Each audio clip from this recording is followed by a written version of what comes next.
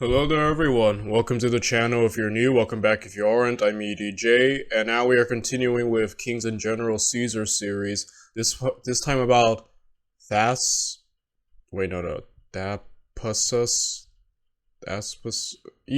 point is, last time he landed in Africa, and he, got shipwrecked, only was there were 4,000 men, was surrounded on all sides, and then Labienus, I pronounce it either way. But point is, Caesar's former right-hand man confronts him and I would say almost had him like defeated until he stupidly took off his helmet and got himself knocked out. But once again, Caesar has overcome the odds. The rest of his troops are coming, no doubt, and he's gonna finish whatever he's got to do in Africa. So yeah, I don't really have much else to add. Let's just get right into it. If you want to watch the original video without me pausing or talking or seeing my face, the link is always down in the description down below. Without any further ado, let's get right into it. Let's watch Caesar's most complicated campaign, which is saying a lot because I feel like they've all kind of been complicated to some degree.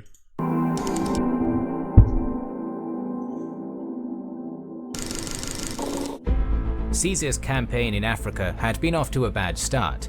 He had rushed the invasion, underestimating his opponents, and as a result suffered a minor defeat, was badly outnumbered, and poorly supplied.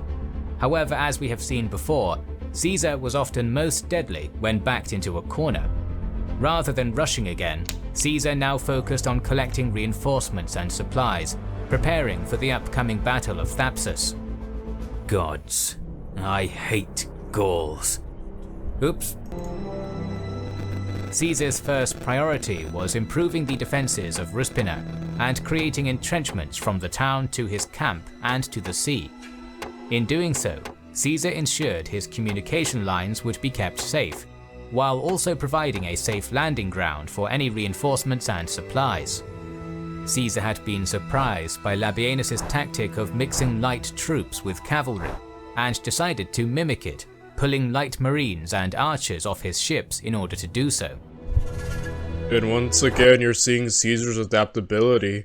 Labienus, I will say I was impressed by his use of the Numidian cavalry as this constant skirmishing force while his main troops were there. It was really effective and really had Caesar on the ropes. So Caesar does what any great person does and takes the best from their enemy and uses it, right? Meanwhile, Labienus and Petrius had 24,000 men, and Scipio would be adding another, oh my goodness, 40,000 men and 3,000 cavalry. While Scipio was en route to unite his force with Labienus and Petreius, bringing with him almost all of the Optimate leaders and the entirety of their army, bringing its total to more than 60,000.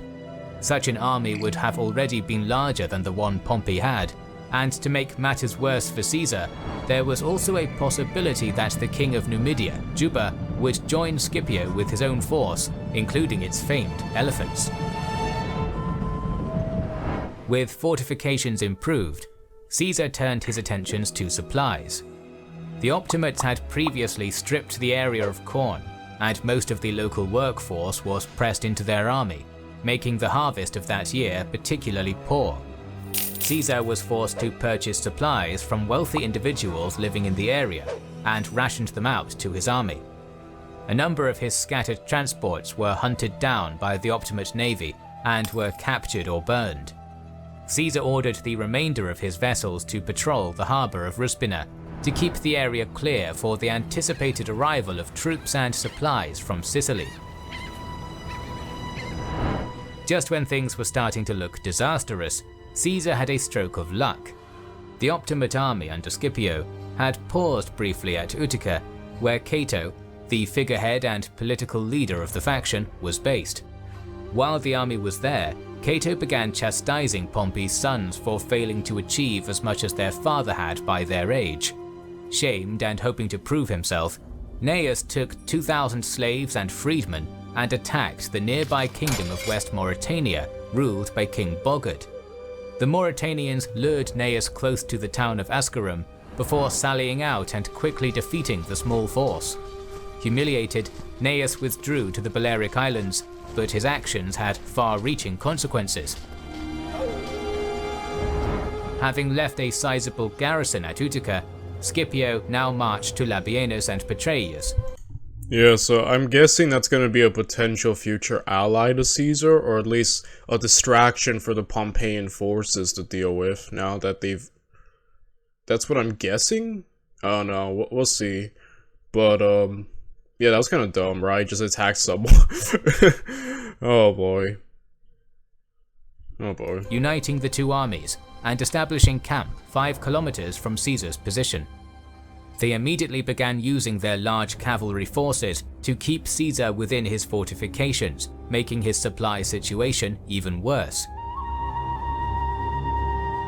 Juba began marching to his allies, hoping to assist in a quick and definitive win over Caesar, but Gnaeus' actions now showed their consequence. The king of East Mauritania, Bocchus, heard of Juba's departure and invaded Numidia to avenge the Optimate attack on his brother Bogud. Commanding the Mauritanian armies was Publius Sittius, who had been operating in Africa as a mercenary since the Catiline conspiracy. He successfully captured the Numidian city of Cirta and then proceeded to pillage and sack the surrounding area. Okay, so I was kind of correct. I mean, so now due to that dumb invasion, the little attack he did, now Juba, who could have added his strength, I'm assuming is going to go back to defend, and now they've got another enemy right here, or distraction, so... Yeah. Caesar, also accused of being involved in the Catiline conspiracy, may have been acquitted with Sittius, but this is disputed by some sources. By this point, Juba had almost reached Scipio, but upon hearing the news, pulled back to defend Numidia. Dude, I'm telling you, like, sure, don't get me wrong, Caesar's brilliant tactically and strategically, and, you know, certainly is very skilled, but sometimes with these great men like Alexander the Great and like Napoleon and Caesar, luck. You know, luck plays a large part. It's almost like a qualification, right? Like, not only do you need to be a military genius, but you also need luck. Because, like, sometimes these guys were just the luckiest men on the world, right? Until they weren't, like, until the very end of their careers where they weren't. But the majority of which they were very lucky, you know? Alexander somehow not dying despite always fighting, like, near the front. The hundreds of times we've seen Julius Caesar in precarious situations, and even Napoleon, like, yeah, man, these men were very lucky. Like, that is almost a not as talked about trait, but seemingly a very important one to succeed, like the way they did, right? Meanwhile, some of the local citizens had begun sending messages to Caesar, complaining of the harsh rule of the Optimates. Prior to Caesar's landing, the Optimates have plundered their herds and stolen their grain and burned their farm and fields. The locals were all forcefully conscripted. Some towns even requested garrisons, pledging to feed and house them in return, an offer Caesar gladly accepted, sending 3 cohorts in order to improve his supply situation. Initially, Caesar planned to wait for better weather to ensure his troops would make the crossing from Sicily safely, but now he ordered that they be sent no matter the conditions, showing how desperate he was. Scipio was not idle while all this was going on. Labienus, in command of the majority of the Optimate cavalry, kept up a relentless harassment campaign, fighting a number of skirmishes with Caesar's cavalry that ventured out to patrol. Labienus kept searching for ways of keeping Caesar's forces occupied, including attacking the towns of Leptis and Aquila, but he was repelled by Caesar's cohorts now garrisoned there. Nevertheless, these attacks were effective at keeping the pressure on Caesar. Similarly, Scipio would march his army out of camp every day and draw them into battle formation, including the elephants, hoping to intimidate the recruits in Caesar's army. Caesar made a show of indifference, keeping his men at work on their fortifications, but he never drew up his own army for battle. He knew that for any chance of victory, he would need more men, particularly more veterans. His best play was to keep his men behind their fortifications of trenches and palisades and bide his time. His patience paid off. Sallust had arrived in Kirkina, the site of a large Optimate grain supply, which was poorly defended. He easily chased off the garrison and immediately sent the supplies to Caesar. Simultaneously, 2 experienced legions, the 13th and 14th, were finally dispatched from Lilybaeum. Good luck with. And now finally his patience has paid off, as he said. All his men are gathering, and the moment Caesar gathers his veterans mainly, he's basically gonna be unstoppable. The weather and Caesar's patrolling fleet allowed all the legions and supplies to arrive at Ruspina with relative ease. Soon after, Scipio sent 2 Gaetulian spies into Caesar's camp to assess the new situation. However, the Gaetuli, who had greatly benefited from the actions of Caesar's uncle-in-law, Gaius Marius, during and after the Jugurthine War, immediately defected to Caesar. They informed him of Scipio's numbers and the morale of his men, in particular that the Optimate 4th and 6th legions were wavering and eager to join Caesar.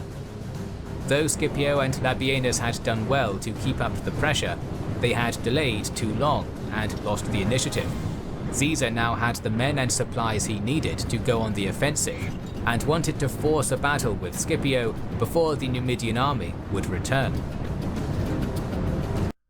Fast-track your career path with short-term training at UEI Yeah, that College seems in Southern smart. California. Like, they are fortunate that the Numidian army is busy, because now, you know, I think Caesar can handle these guys for sure. On the 25th of January, he sent the transports back to Sicily to get the rest of his army, and then marched his full force out of the camp. His first objective was to take and fortify the semicircle ridge of hills that surrounded the town. Looking to use similar tactics to those at Dyrrhachium, Caesar quickly seized as many of these hills as he could, ordering fortifications to be built to create a line of palisades across the tops of the hills.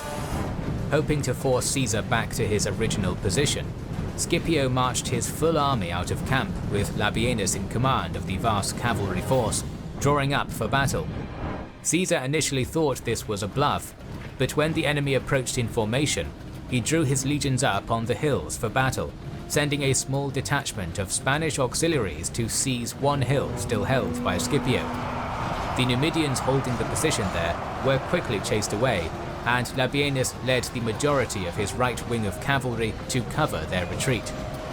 Caesar noticed that Labienus had moved too far from the main Optimate battle line, and sent his own left wing of cavalry to charge through the hole, before turning back to attack Labienus from the rear. A large estate prevented Labienus from seeing this movement until the enemy cavalry was already behind him. With the cavalry pushing from his rear, and the Spanish auxiliaries attacking from the front, Labienus was caught in a pincer and ordered a withdrawal. He and the fast Numidian horsemen were able to extract themselves, but his Gallic and Germanic cavalry was slower. They were surrounded, and despite brave resistance, cut down to a man. Dang, and we know how useful those Germanic horsemen are. Like, Caesar, like we've seen so many times, they carried a lot of, you know, Caesar's battles, so losing them already is a bad thing. Yeah, Labienus so far, like, I was impressed by him last battle until he, like, you know, obviously did that foolish thing of trying to smack talk them with his helmet off and then getting hit. And so this is another blunder. And I don't doubt he is talented. I've heard a lot of good things about him. Mainly, like, some people would be like, oh, he's like one of the best of the era. And I don't doubt that for a second. Just these two showings aren't good, you know. But obviously he did prove himself during the earlier videos with the Gallic Wars. So you can't see it. But obviously he's making mistakes here, unfortunately, right? Seeing that his right flank was in shambles, Scipio quickly ordered a retreat and pulled back to his camp. Feeling robbed, Caesar did the same. However, soon he tried to force a battle again, this time marching his army towards the town of Uzita, a major water source for Scipio, which was located just outside the Optimate camp. Scipio marched his army out of camp, positioning them on either side of the town in a strong defensive position. Eagerly, Caesar again drew his men up for battle, but was reluctant to attack Scipio in such a strong location. For the remainder of the day, the armies stood opposite each other until Caesar ordered a retreat. Frustrated once more, Caesar returned to his camp and continued to further fortify his position on the ridge. Scipio had been delaying for a good reason. Immediately after the cavalry skirmish where the Gallic and Germanic cavalry had been lost, he had sent word to Juba demanding his help. Juba, who owed his kingdom to Pompey, obliged. He left his general Sabura, the victor of Baghrades, to fight Sitius, and marched to Scipio with 3 Numidian legions trained in the Roman style, 800 heavy cavalry, more light infantry and cavalry, and 30 more elephants. You know, I really like war elephants. They're a really cool like concept to me. But I will say that, you know, there are ways to defeat them, right? Such as the Romans proved during the Pyrrhus series. They don't like being hailed with javelins. So, yeah, elephants can be scared off and then end up crushing their own side. So, I still like them though. I think they're such a cool like concept to me. Like just having elephants charge. I don't know, they're cool. The Optimates now had 8 Roman and 3 Numidian legions, approximately 55,000 men, almost 16,000 cavalry, 60 elephants, and perhaps as many as 20,000 light infantry, a total of around 90,000 men, a truly colossal force. Scipio thought that it was his turn to go on the offensive. His fleet had been hunting down any of Caesar's ships that had been blown astray in the crossing from Sicily, and the prisoners were brought to. The prisoners were treated well. Scipio asked the leader of the 14th Legion to betray Caesar and join him instead. However, the loyal centurion bluntly refused the offer and was later executed. Him. He now displayed a number of captured veterans of the 14th outside his camp, and had them tortured to death there, and their bodies left outside. Dude, dang Scipio, chill, dude. He also once again began drawing his army out of camp every day to further intimidate Caesar and his men. These actions had the opposite effect, however. The execution of his men enraged Caesar, and he was also encouraged by Juba's numbers. They weren't as significant as he feared, which meant that Sitius was distracting much of the Numidian force, and confirmed that Scipio had no more aces left up his sleeve. Following this, a deadlock emerged. Both sides regularly drew up for battle, but no serious engagement was fought, neither wanting to be the one to attack a fortified opponent. A number of cavalry skirmishes were fought, with neither side able to gain a significant advantage over the other. 2 more veteran legions, the 10th and 9th, arrived, and Caesar attempted to use them to break the stalemate, constructing 2 long entrenchments from his camp to Utiza, despite the constant harassment from Labienus's cavalry. A new camp was made at the end of these entrenchments, where siege weapons such as scorpions and catapults were constructed, and began bombarding Utiza. Caesar's constant pressure and the close proximity of his new camp to that of Scipio's encouraged some of the Optimate troops, mainly Gaetulians, but also a number of men from the 4th and 6th legions, to change sides. Scipio couldn't allow this to go on, and once again ordered his army to get into battle formation. Caesar did the same, but the broken ground in front of Scipio's army dissuaded him from attacking, despite the 2 armies now being less than 200 meters apart. After squaring off for— Oh my gosh. This entire battle, this entire situation is just them forming for battle, staring at each other, then going away. They're just having stare downs. Oh, that's hilarious. But it makes sense. Like, you don't want to attack the enemy who has the better defensive position, right? But now they're just kind of all stalling. But I think Caesar, with more veterans coming, is going to benefit in the long run with the longer this goes on. For half a day, Caesar withdrew back into camp. That is when Labienus launched an attack on Caesar's retreating cavalry and light infantry. The legions were close enough to prevent a complete disaster, but the attack gave Caesar food for thought. It was only a matter of time before Labienus was able to strike a deadly blow with his superior cavalry numbers. Soon word was sent that the last 2 legions Caesar pegged for this campaign, the 7th and 8th, were en route from Sicily. He also heard from some deserters that Varus, who had been stationed at Utica with the Optimate fleet, planned to attack them on the crossing. Immediately, Caesar rode to Leptis himself, took command of his fleet, and surprised Varus. The Optimate fleet was chased away, and the Caesarian legions were guided to land safely. Caesar now felt comfortable enough to send 2 legions out of his fortifications to find supplies in the nearby estates. At this point, Optimate deserters informed Caesar of an ambush planned by Labienus, and Caesar managed to surprise his old ally, killing 500 light infantrymen and routing the Numidian cavalry. Unfortunately for Caesar, his legions were unsuccessful in their foraging, making it clear that he needed to move his entire army to find food. Caesar left a garrison in Ruspina, burnt his camp, and marched out with his full force. He foraged the area around Agar and Seta, constantly shadowed by Scipio's army. After foraging around Seta, Caesar began retreating to his camp, roughly 23 kilometers away, but was once again attacked by Labienus and his Numidian cavalry and light infantry. This time, Labienus kept up the attack, retreating when Caesar's men turned to confront him, and then continuing the harassment as soon as they began marching again. Caesar's cavalry took the brunt of these attacks, and he was eventually forced to pull them from the rear and use his legions to fend off the Numidians. His heavy infantry took less damage than his cavalry, but his army was now moving incredibly slowly, only managing to cover 300 meters in 4 hours.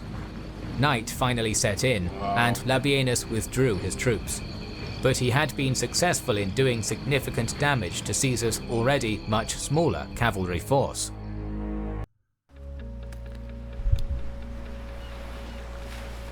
By 2050, there Yeah, so far he's been mentioning that Labienus has had, the better cavalry, and Caesar, and we know how OP cavalry can be in warfare, so Caesar having significantly less does pose a problem. Impressed by how effective Numidian light cavalry and light infantry had been against him, Caesar began drilling his men in tactics to combat them, such as how far to retreat from them and when they should turn and throw javelins. He was soon met by the last Sicilian reinforcements, bringing his force to 12 legions, 5 newly raised and 7 veteran, roughly 3,000 to 5,000 cavalry, and an unknown number of light infantry. Caesar's veteran legions had taken casualties, some might even be at only half strength, and so establishing the size of Caesar's army is difficult, but a number of around 60 to 70,000 seems reasonable. Though outnumbered overall, Caesar had more veterans than Scipio, as the Optimate army was largely made of fresh recruits and conscripts. Caesar also brought elephants from Italy. Although useless in battle and intended for the Roman games, they allowed Caesar to train his troops. His men were taught where the elephants were vulnerable, even in armor, and his cavalry practiced throwing dummy javelins at them, familiarizing the horses with the elephant's smell and sound. It is a testament. Yes. I think the most useful about elephants are when they are used kind of for shock value. And, kind of what I mean by that is that, when you're facing a troop, I think it was meant more to, demoralize people, especially if you've never seen an elephant or are unfamiliar with fighting them, just this hulking beast running at you could, demoralize even, some of the bravest people, right? So Caesar, once again being a genius, is now oh, they got elephants? Well, let me use all these elephants to, get used to them, so they lose arguably their biggest advantage, which is, their shock value. And also, stopping their charges through the javelins. Like we cover with the Pyrrhus series. You just hail them with javelins, they're just gonna turn around. I like the Pyrrhus series. That was fun. Meant to Caesar's generalship that even on campaign he still took the time to train his troops to address new threats. The stalemate continued. Caesar was moving from town to town looking for supplies, with Scipio shadowing him. Labienus attempted to keep up his skirmishing campaign while Caesar marched, but Caesar's training had paid off. 300 men from each legion were assigned to not carry any baggage and instead act as a quick response rearguard, fending off all of Labienus's harassing attacks. Finally, Caesar had enough. Time and again he had formed up his army for battle, only for Scipio to decline. The towns in the area that he raided were not important enough to force a reaction, and Labienus's attacks remained a constant source of frustration. Caesar needed to be able to force Scipio into a situation where he had no choice but to fight. So on April 4th, Caesar abandoned his camp at night and moved to Thapsus. Thapsus was a major city in the area, holding a large port, supplies, and arms and armor. It was a target that Scipio would not be able to ignore a threat to. Caesar, having marched through the night, soon arrived at the city, immediately besieging it and fortifying his own position against a possible Optimate attack. Outside of the city of Thapsus was the Marsh of Mocnene, which effectively forced any approaching army to take one of two narrow passages, hugging either the northern or eastern coast. Caesar had chosen his target well. He established two forts, one in the eastern passage, which was garrisoned by 3 cohorts, which effectively blocked that pass, and one surrounding the city of Thapsus. His strategy was to force Scipio to take the northern passage, meaning Scipio would be forced to attack him from only one direction. Scipio soon arrived on the scene. He initially intended to take the eastern passage, but seeing Caesar's fort, abandoned this idea. Leaving a small force under Afranius opposite Caesar's fort, he ordered Juba, Labienus and the Numidian cavalry to encamp in a separate camp nearby. He then commanded a forced march around the west of the marsh to the northern pass with the rest. It seems that Scipio's strategy was to try and catch Caesar in a pincer, hoping to eventually make a simultaneous push on his position through both passages. Quickly, Scipio ordered part of his men to begin construction of a second camp, while the rest of his army drew up for battle in front of them, with the elephants on either flank in front of his cavalry. Caesar could not believe his luck. Scipio had taken the bait and he fell right into his hands, right? That's what he mentioned. Caesar wanted him to attack from here. Dang. Was now offering battle under terrible conditions. His men were already fatigued by the long march, part of his army was building a camp, and a significant portion of his army, including most of the Numidian cavalry, was too far away. Leaving 2 of the rookie legions encamped around Thapsus, Caesar eagerly formed up the rest for battle. He deployed his army in the classic 3 lines. The 10th and 7th legions were stationed on the right, and the 8th and 9th on the left. The center was likely held by 2 of the other veteran legions, the 13th and 14th, with a recruit legion on either side of them. Mixing recruit and veteran legions like this was a favored strategy of Caesar's. His last legion, the 5th, was split into 2 and stationed behind each flank, acting as a 4th line. Their role was specifically to handle the elephants. In case of a charge from them, the front lines would part and it would be up to the 5th to kill them. Archers, slingers and light infantry mixed with cavalry held his extreme flanks. Caesar and his men noticed a lot of movement and jostling in Scipio's line as men moved to and from the camp. His veterans, Alright, sorry about that. many of whom were already supposed to be retired and who had spent the last couple of months frustrated by the lack of a decisive battle, urged Caesar to attack. Caesar was hesitant, perhaps thinking that it must surely be a trap. It is also worth noting at this point that Plutarch claims that Caesar had an epileptic fit before the battle. Yes, I remember that. Caesar had epilepsy. Oh my gosh. I remember that from the HBO Rome show. I know I keep bringing that up. I apologize. It's just the show's really good. but yeah, Caesar had epilepsy. I guess seizures. Caesar had seizures. It sounds like a little tongue twister there, but man, I forgot about that. Like, wow. which perhaps was the reason for the delay. His veterans, however, had had enough. A trumpeter of the 10th or 7th, without Caesar's orders, sounded the charge, and Caesar's right flank surged forward. Realizing that there would be no way of restraining his men, Caesar decided that he must fully commit and rode ahead to the 10th and 7th to take personal command of them. He ordered the slingers and archers on the right to target Scipio's elephants opposite them, panicking the beasts and sending them rampaging into their own lines. At the same Just like we saw with the Pyrrhus series, man. Just like, yeah, elephants, like I said, I think they were mainly more effective in like their shock value, but yeah, once you scare them, they're just kind of like more of a liability, right, to your own side. time, the elephants on Scipio's right charged Caesar's left, but his legions quickly parted as they were trained to, the cohorts of the 5th Legion taking the brunt of their charge. They fought bravely, using spears to jab at the vulnerable and sensitive points on the elephants, blasting trumpets loudly to further frighten them. The elephants were soon panicked and turned to run back to Scipio's army.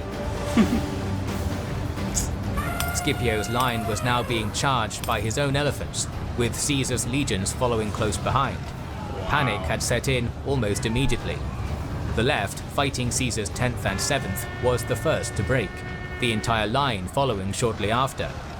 Some tried to fight, but most were stampeding towards the camp that was still being built. Caesar now had all the momentum, and his men easily cut down the fleeing and disorganized Optimate forces, as well as those who were constructing the camp. The garrison at Thapsus attempted to sally out to distract Caesar's army, but the 2 legions left in the camp easily repelled it. These legions then marched down the eastern corridor to the camps of Afranius and Juba. In a full-scale rout, Scipio's men fled around the western edge of the marsh, desperately trying to reach these camps, with Caesar's men in hot pursuit. It was a disaster for the Optimates. When Scipio's men reached the forts, they found Afranius' camp already overrun and Juba's being assaulted by Caesar's 2 other legions. The Numidian king, seeing Caesar's main force now approaching, gave up the fight and retreated with Labienus, Petreius, and what cavalry he had left. Caesar's force stormed his camp, easily taking it. Caesar's men massacred many. Dio blames this on Caesar. However, most sources say Caesar ordered the men be spared, but that his battle-frenzied soldiers disobeyed. It seems likely that Caesar did not order the massacre. A master propagandist, Caesar knew the power of mercy, and was renowned, even in his time, for sparing the vast majority of his Roman enemies. The battle was over. Some sources suggest that the Optimates lost 10,000, others suggesting as many as 50,000, while Caesar's losses were as little as 50 or as many as 1,000. It was a decisive victory for Caesar. Dang, once again, Caesar has just completely whooped these guys' butts. Like, this is... wow. Wow. Following the battle, the Optimate leadership was scattered. Labienus, Varus, and Pompey's son Sextus had managed to escape and would eventually make it to Spain, where they would continue to resist Caesar. Afranius, along with Faustus Cornelius Sulla, collected the survivors and began pillaging Mauritania, planning to gather enough supplies to then also cross to Spain. However, they were caught by Sitius and then killed.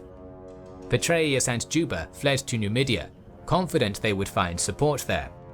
Sitius had been successful in defeating and killing Juba's general Sabura, however, and the Numidians now turned on their king, barring their gates to him.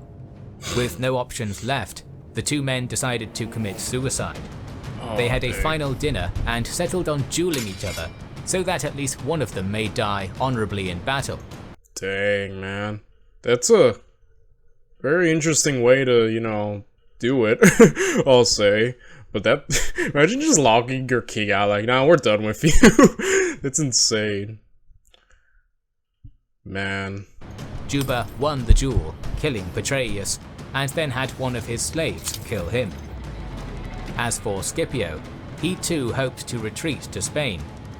Gathering a few supporters and a small fleet, he set sail, but was caught in a storm and forced to make port at Hippo. Caesar's fleet, commanded by Sitius, found him, and a minor naval battle was fought. When defeat here was inevitable, Scipio killed himself, the last Scipio of any real historical note. Wow. And that ends Scipio, huh?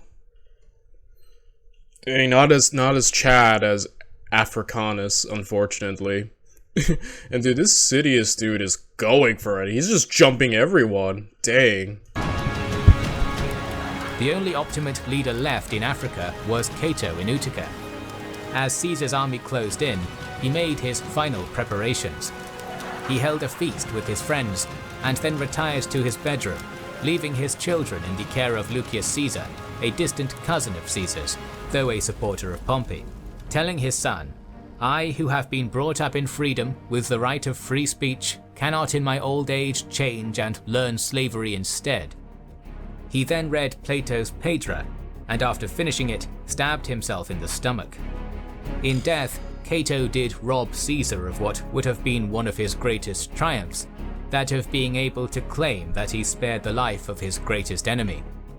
Caesar was extremely frustrated by Cato's suicide, apparently saying, "Cato, I begrudge thee thy death, for thou didst begrudge me the preservation of thy life." Dang. Literally took his life to spite Caesar, right? Kind of like the same principle with Pompey, like Caesar, I think, wanted to capture him and, you know, spare him. Because obviously, Caesar's clemency helped him a lot, until it did and it got him stabbed to death. But, you know, his clemency still was useful, so... yeah. Caesar spent some time in Africa, finding those who had funded the Optimate war effort, before finally returning to Rome victorious. He retired many of his oldest veterans in a generous fashion, and held 4 triumphs, one for Gaul, Egypt, Asia, and Africa. Having defeated Cato, his position was now supreme. He was assigned incredible powers by the Senate, including censorial powers for 3 years, and dictatorial powers for 10, a wholly unprecedented level of power. For all intents and purposes, Caesar was now the sole ruler of the Roman Republic. However, though he had now twice won the civil war, once at Pharsalus and once at Thapsus, the war was not over. The sons of Pompey, Varus, and Labienus still resisted him in Spain. More battles were to come, and we're going to cover them soon, so make sure you are subscribed and have pressed the bell button to see the next video in the series.